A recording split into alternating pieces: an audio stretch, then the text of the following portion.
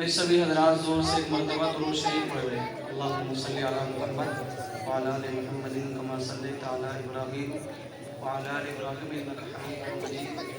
اللہم بارک علی محمد وعلی آل محمد کما بارکت علی ابراہیم وعلی آل ابراہیم انک حمید مجید۔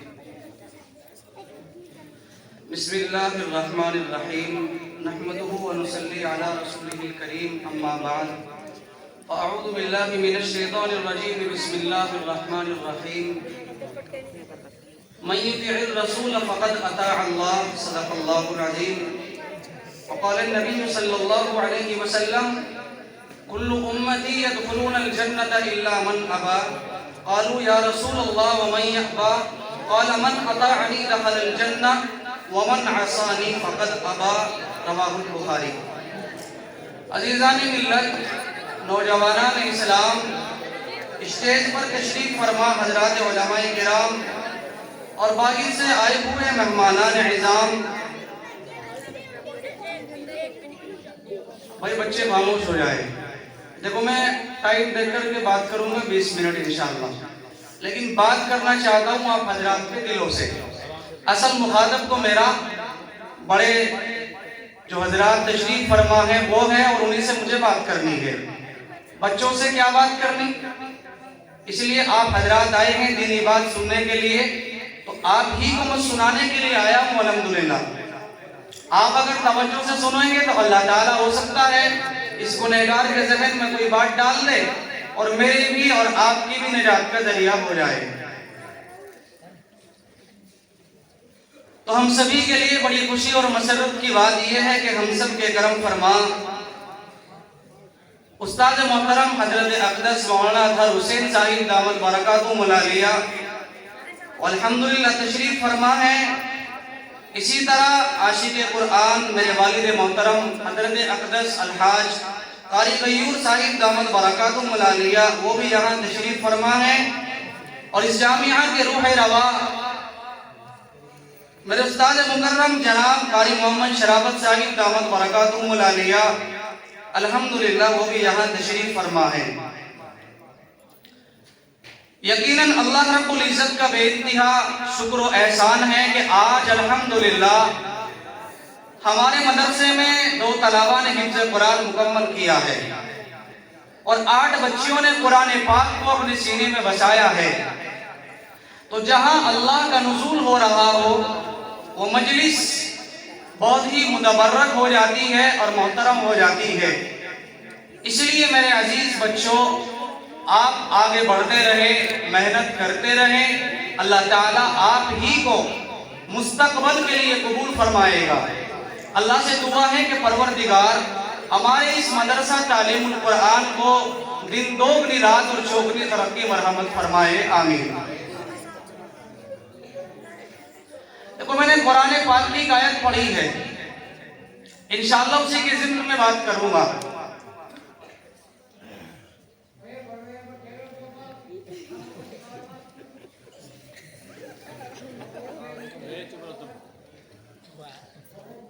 اللہ کے نبی صلی اللہ علیہ وسلم کی میں نے آپ کے سامنے روایت پڑھی ہے، کل امتی یدخلون الجنۃ الا من ابا، کہ ہر آدمی جنت میں جائے گا مگر وہ شخص جنت میں نہیں جائے گا۔ صحابہ نے کہا قالوا یا رسول اللہ ومن یأبا، اے اللہ کے رسول وہ کون لوگ ہوں گے جو جنت میں نہیں جائیں گے؟ آقا نے ارشاد فرمایا قال من اطاعنی دخل الجنہ، جو ہماری اطاعت کرے گا، جو ہماری فرما برداری کرے گا، جو ہماری تمام چیزوں سے پیار کرے گا، ہمارے اقوال سے محبت کرے گا، ہمارے افعال سے محبت کرے گا، ہمارے کردار سے محبت کرے گا، ہمارے اخلاق سے محبت کرے گا، دخل الجنہ۔ آقا نے ارشاد فرمایا کہ اس کو جنت میں داخل کر دیا جائے گا۔ اور جو ہماری سنتوں سے پیار نہیں کرے گا، جو قرآن سے پیار نہیں کرے گا، جو اسلام سے پیار نہیں کرے گا، جو مدارس سے، مساجد سے، مقالب سے، علماء سے، صلحاء سے، طلباء سے، اللہ کے نیک بندوں سے پیار نہیں کرے گا۔ ومن عصانی فقد ابا، اللہ کے نبی صلی اللہ علیہ وسلم نے فرمایا کہ ان نافرمانوں کا علاج جہنم ہے۔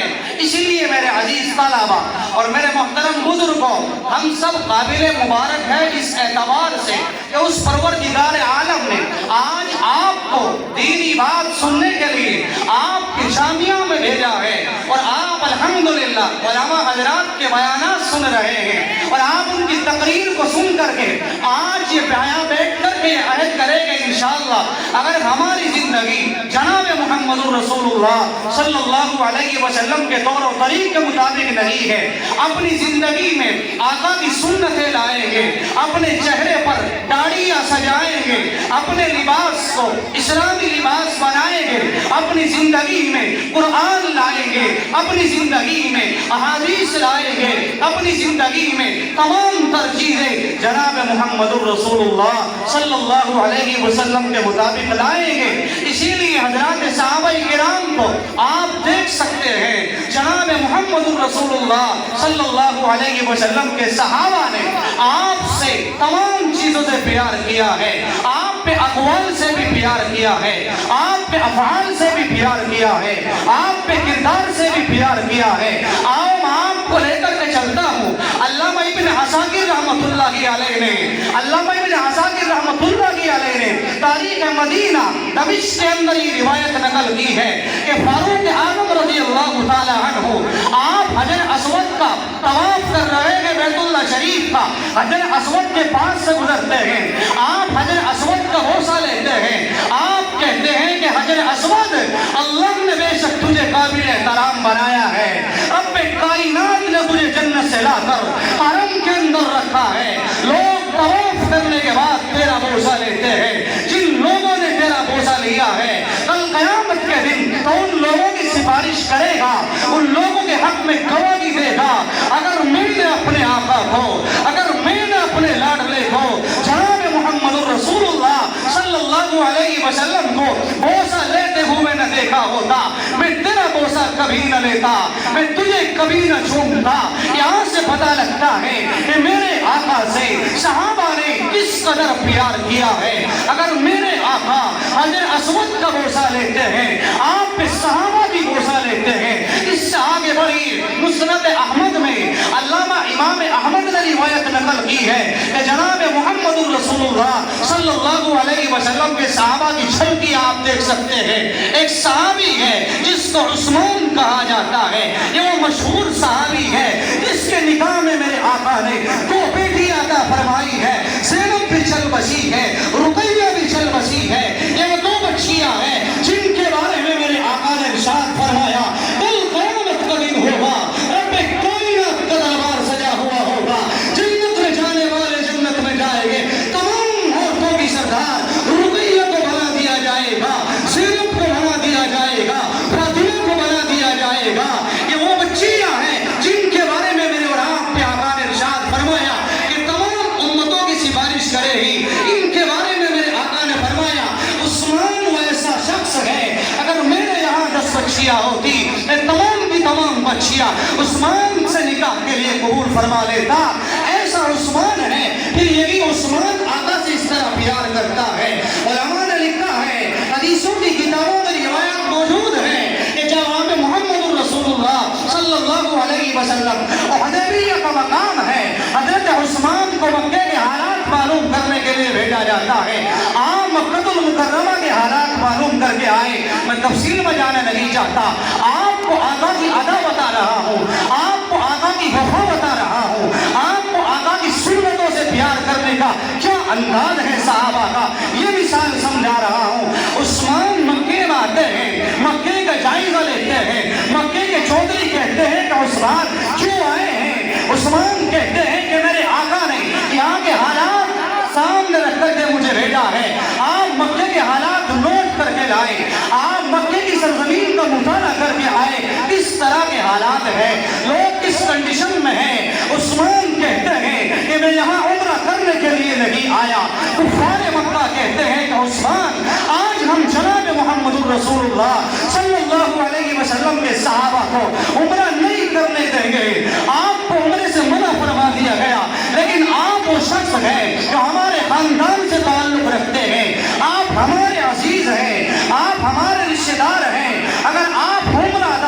چاہے آپ کے لیے آفر ہے۔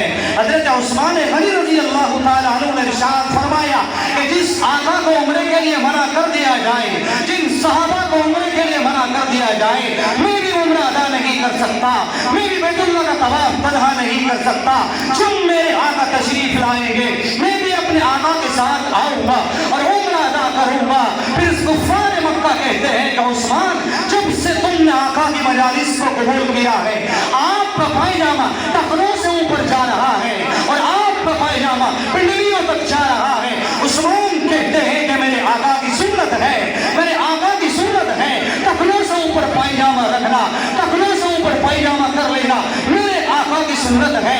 جب سے میں نے اپنے آقا کا دین قبول کیا ہے، تم کچھ کہتے رہو، کچھ سمجھتے رہو، میں نے اپنے آقا سے آپ کی تمام چیزوں سے پیار کیا ہے۔ آپ غور کر سکتے ہیں کہ حضرات صحابہ کرام کو کس قدر آقا سے پیار ہے، کس قدر آقا سے محبت کرتے ہیں۔ تبھی تو رب کہتا ہے اولئک الذین امتحن اللہ قلوبہم للتقوی، کہ حضرات صحابہ کرام کو تقوی کے لیے چن لیا ہے، تقوی کے لیے منتخب کر لیا ہے۔ پھر یہی صحابہ عہد کے مقام آتے ہیں، پھر یہی صحابہ حنین آتے ہیں، پھر یہی صحابہ خندق آتے ہیں، پھر یہی صحابہ نہ جانے کس انداز میں طائف کی گلیوں میں، نہ جانے کس انداز میں مسائل سے گزرتے ہیں، لیکن آپ کی سنتوں سے پیار کرتے رہے، قرآن سے پیار کرتے رہے، آپ کے اداؤں سے پیار کرتے رہے۔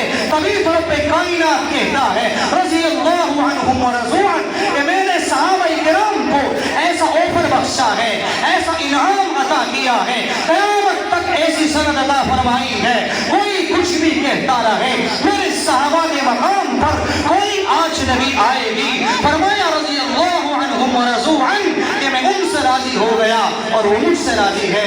اس لیے میرے عزیز بھائیوں، ہم بھی آقا کی سنتوں سے پیار کریں، اپنے چہرے پر داڑیاں سجائیں، اپنا لباس اسلامی لباس بنائیں، اپنے علماء سے پیار کریں، اپنی مساجد سے پیار کریں، ان معصوم طلباء کا خیال فرمائیں۔ جب ہم ان معصوم طلباء کا خیال فرمائیں گے، رب کائنات کرم کے دروازے کھول دے گا، رحمت کے دروازے کھول دے گا۔ آپ غور کر سکتے ہیں جس عالم میں صحابہ کرام نے جناب محمد رسول اللہ صلی اللہ علیہ وسلم سے پیار کیا ہے، یہ دنیا ہے، دارالامتحان ہے، یہاں کوئی ہم پلاٹنگ کرنے کے لیے نہیں آئے، یہاں ہم کوئی کٹھوری طرح زندگی گزارنے کے لیے نہیں آئے۔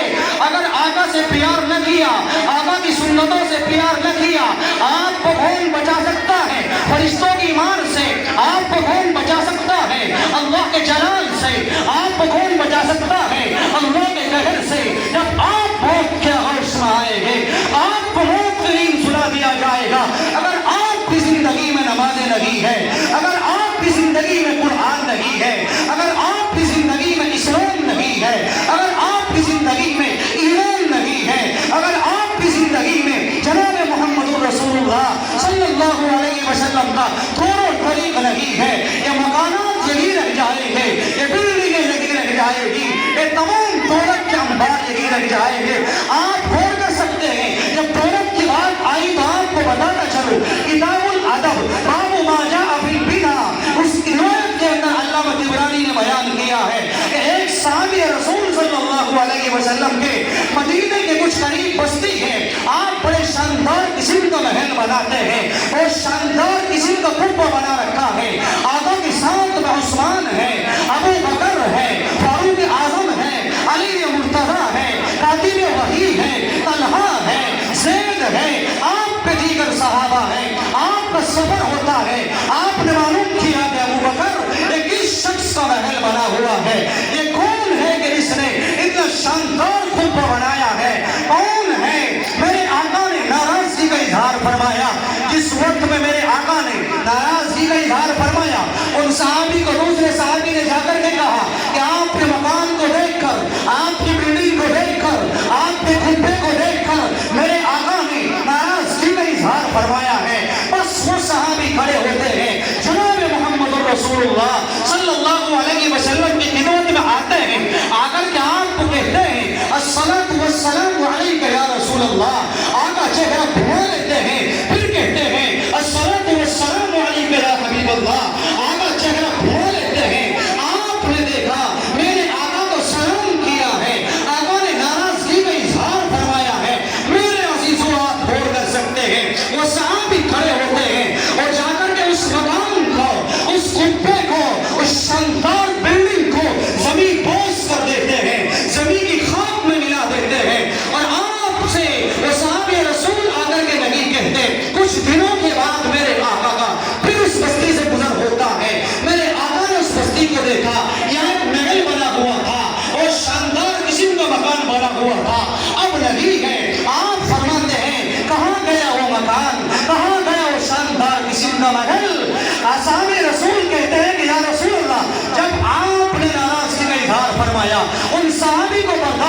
ہوا جس مکان کو دیکھ کر میرے آقا ناراض ہو جائے، جس مکان کو دیکھ کر میرے آقا ناپسندی کا اظہار فرمائے، وہ مکان اس لائق نہیں ہے اس زمین کو اوپر تعمیر کیا جائے۔ میرے صحابی نے اس مکان کو زمین بوس کر دیا ہے، ابھی آقا کے قدموں میں نہیں آئے۔ یہ وہ فدائیت کے معنی جناب محمد رسول اللہ صلی اللہ علیہ وسلم نے آپ کے صحابہ سے، آپ کے صحابہ نے اس طرح سے آپ نے فدا ہو کر کے پیار کیا ہے۔ اس لیے میرے عزیزوں، ہم بھی اپنی زندگی میں آقا کی سنتیں اپنائیں، آقا سے پیار کرنے والے بنے۔ حضرت ثوبان مشہور صحابی ہے، علامہ طبرانی نے بیان کیا ہے، حضرت ثوبان رسول اللہ سے کہتے ہیں کہ یا رسول اللہ، دنیا میں جب ہم چاہتے ہیں، جس وقت چاہتے ہیں آپ کا دیدار کر لیتے ہیں، آپ کی صحبت سے مالا مال ہو جاتے ہیں، لیکن یا رسول اللہ کل قیامت کا دن ہوگا اور آپ جنت کے بالا خانوں میں ہوں گے اور ہم صحابہ نہ جانے کہاں ہوں گے۔ حضرت ثوبان کہتے ہیں کہ یا رسول اللہ، اگر آپ سے ملاقات کا دل چاہے اور آپ کو ہم دیکھنا چاہیں، کس انداز میں ملاقات کر سکے؟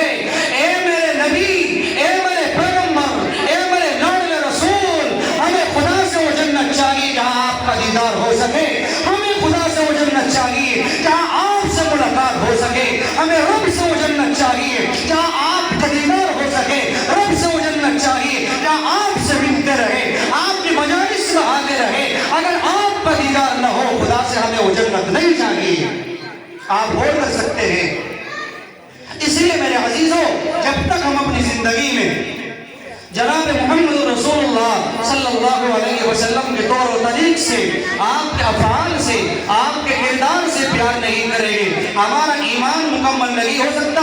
اس لیے میں آپ سے کہوں گا کہ آپ اپنی زندگی میں جناب محمد رسول اللہ صلی اللہ علیہ وسلم کا طور و طریق لائیں۔ آپ اپنے بال نبی کے بال کی طرح رکھے۔ نبی نے بال رکھے ہیں تین طرح سے، کبھی آپ کے بال کانوں تک آیا کرتے ہیں، کبھی آپ کے بال کندھوں تک آیا کرتے ہیں، کبھی آپ کے بال کان اور کندھوں کے درمیان میں آیا کرتے ہیں۔ لم، جم، وفرا، آقا نے تین انداز میں بال رکھے ہیں۔ آج ہم اپنے بچوں کی کٹنگ کس انداز سے کراتے ہیں، تفصیل کا ہوگا نہیں ہے، فتاوی محمودیہ میں لکھا ہے۔ آج ہم اپنے بچوں کی کٹنگ کچھ بال بیچ سے کٹاتے ہیں، کچھ بال سائڈ سے کٹاتے ہیں، کچھ بال سامنے سے کٹاتے ہیں۔ پہلے زمانے میں نمرود کے جو گدھے ہوا کرتے تھے، فرعون کے جو گدھے ہوا کرتے تھے، حامان کے جو گدھے ہوا کرتے تھے، ان کی کٹنگ اس انداز سے ہوا کرتی تھی۔ آج لوگوں نے ڈرامہ بنا لیا، داڑھی کاٹتے رہے، بال فیشن سے کاٹتے رہے، آقا سے پیار نہیں رہا۔ کیوں تمہیں میرے نبی کی سیرت اچھی نہیں لگتی؟ جس انداز میں چاہتے ہیں کپڑے پہن لیتے ہیں، کوئی ہیرو کا انداز اپنا رہا ہے۔ میرے عزیزوں، آپ کہاں جا رہے ہو؟ آپ اس انداز میں زندگی گزار رہے ہو؟ اگر تمہیں بال رکھنے کا شوق ہے، خوب اچھی طرح رکھو، آقا کی سنت کے مطابق رکھو۔ اگر تمہیں لباس کا شوق ہے، اسلامی سوچ اپناؤ، اسلامی لباس پہنو، تاکہ تمہیں دنیا کے اندر بھی کامیابی مل سکے۔ آج ہمارے اوپر دیکھ سکتے ہیں طرح طرح کے مظاہر اٹھ رہے ہیں، مسلمان کو گھسیٹا جا رہا ہے، ظلم کا نشانہ بنایا جا رہا ہے۔ کیوں بھائیو؟ قصور ہمارا ہی ہے، کسی اور کا نہیں ہے۔ اس لیے سوچنے لگو اچھی طرح سے، اشارتاً آپ کو میں بات سمجھا رہا ہوں۔ ہم اپنی زندگی بدلیں، شراب نوش سے نکال کر، زنا کاری سے نکال کر، حرام کاری سے نکال کر، سود خوری سے نکال کر اللہ کے دربار میں ڈال دیں، قرآن کے مطابق بنائیں۔ آپ غور فرمائیں، تجارت آپ کرتے ہیں، میرے آقا نے کس انداز سے تجارت کی ہے۔ آپ غور فرمائیں، آپ نہ جانے اپنے گھر کو چلاتے ہیں، میرے آقا نے کس انداز سے گھر کو چلایا ہے۔ آپ بچوں کو پڑھاتے ہیں، آپ بچوں کو تعلیم دیتے ہیں۔ آپ سے یہ نہیں کہتا آپ اپنے بچوں کو دنیاوی تعلیم نہ پڑھائیں، آپ خوب دنیاوی تعلیم پڑھائیں، دنیاوی تعلیم کے ساتھ ساتھ آپ دینی تعلیم بھی پڑھائیں۔ آپ غور کرتے رہے، میرا بچہ اسلام کے مطابق ہوا کہ نہیں ہوا، میری بچیاں قرآن کے مطابق ہوئی کہ نہیں ہوئی، میری بچی جناب محمد رسول اللہ صلی اللہ علیہ وسلم کے طور و طریق کے مطابق چل رہی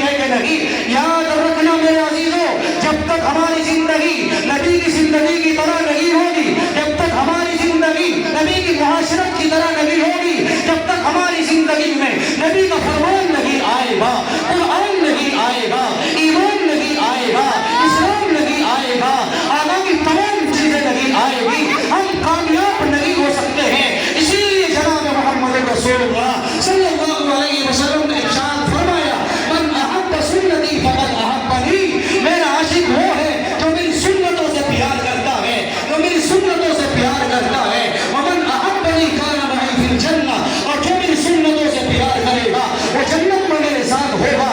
اس لیے میرے بھائیوں، آج اللہ کے گھر میں بیٹھ کر یہ عہد کرے، جن لوگوں نے پانی کو بٹایا ہے، جن لوگوں نے اپنے اسلام کو بدنام کیا ہے، قرآن کی بے ادبی کی ہے، نبی کی شان میں گستاخی کی ہے، نبی کی طرز زندگی کے خلاف زندگی گزار رہے ہیں، اللہ سے ڈرتے ہوئے لا تخف احد سوى اللہ، اللہ کے علاوہ کسی سے نہیں ڈرنا۔ کوئی چودھری صاحب کچھ بھی کہتے رہے، آپ کو اللہ کے علاوہ کسی سے نہیں ڈرنا چاہیے۔ جب اس دل کے اندر اس رب کا ڈر ہوتا ہے، جب اس دل کے اندر اس رب کا ڈر ہوتا ہے، پھر آپ کے لیے تمام دنیا کو رب کائنات قدموں میں ڈال دیتا ہے۔ عقبہ بن نافع رضی اللہ تعالی عنہ کے دل میں قرآن کا ڈر ہے، اسلام کا ڈر ہے، ایمان کا ڈر ہے، آقا کی سنتوں کا ڈر ہے، آقا کی وفاؤں کا ڈر ہے۔ آپ امریکہ کے جنگل سے گزرتے ہیں، آپ نے دیکھا ہم راستہ بھٹک چکے ہیں، اندھیرا ہمارے سر پر چھا چکا ہے، جانوروں کی بستی ہے، شیر رہتے ہیں، چیتے رہتے ہیں، بھیڑیے رہتے ہیں، پرندے رہتے ہیں، چرندے رہتے ہیں، نہ جانے کس انداز میں مخلوقات رہتی ہے۔ عقبہ بن نافع کہتے ہیں او اللہ کی مخلوقات، ہم رسول اللہ کے صحابہ ہیں، ہم قرآن کے داعی ہیں، ہم اسلام کے داعی ہیں، تمام کے تمام جانوروں جنگلوں کو خالی کر دو، ہم راستہ بھٹک رہے ہیں۔ آج رات ہم اسی جنگل میں قیام فرمائیں گے، علماء موجود ہیں، استاد محترم تشریف فرما ہے، اکابر دارالعلوم نے بیان کیا ہے کہ تمام کا تمام جنگل خالی ہو جاتا ہے، شیر جا رہا ہے، چیتا جا رہا ہے، بھیڑیا جا رہا ہے، اسپگے جا رہے ہیں، نہ جانے کون سی مخلوقات جا رہی ہے، تمام جانوروں نے جنگل خالی کر دیا، ایک آواز پر تمام جانور چلے گئے۔ آج ہم اپنے بچوں کو نہ جانے کس انداز سے تربیت کرتے ہیں، میرا آپ کا بچہ حکم ماننے کو تیار نہیں ہے، ہم نماز نہیں پڑھتے، ہم چاہتے ہیں ہمارا بچہ باعزید بستانی بن جائے، ہم قرآن نہیں پڑھتے، ہم چاہتے ہیں ہمارا بچہ علامہ رشید گنگوہی بن جائے، ہم مدارس کی قدر نہیں کرتے، ہم چاہتے ہیں ہمارا بچہ عبد القادر جیلانی بن جائے، ہم مسجدوں کی قدر نہیں کرتے، ہم چاہتے ہیں ہمارا بچہ حضرت تھانوی بن جائے۔ میرے عزیزوں، اگر تمہاری نسلوں میں اور تم چاہتے ہو تمہاری آل و اولاد میں حفاظ کرام پیدا ہو، صاحب قرآن پیدا ہو، عالم جلیل پیدا ہو، عالم کبیر پیدا ہو، حافظ قرآن پیدا ہو، مفتیان کرام پیدا ہو، آپ کو میسج دے کر کے جا رہا ہوں، آپ علماء کی قدر کرنے والے بنے، آپ اللہ کے قرآن سے پیار کرنے والے بنے، اپنی زندگی آقا کی زندگی کی طرح گزارے، اپنی زندگی صحابہ کی زندگی کی طرح گزارے، اپنی زندگی تابعین کی طرح گزارے، اپنی زندگی تابعین کی طرح گزارے، اپنی زندگی ائمہ مجتہدین کی طرح گزارے، اپنی زندگی سلف صالحین کی طرح گزارے، اپنی زندگی علماء دیوبند کے نقش قدم پر گزارے۔ اللہ تعالیٰ سے دعائیں کہ پروردگار ہم سب کو آقا کی سنتوں سے مالا مال فرمائے، آقا کی سیرت سے، صورت سے، افعال سے، کردار سے، اقوال سے، تمام چیزوں سے میرے مولا ہم سب کو مالا مال فرمائے۔ آمین۔ وآخر دعوانا الحمدللہ رب العالمین۔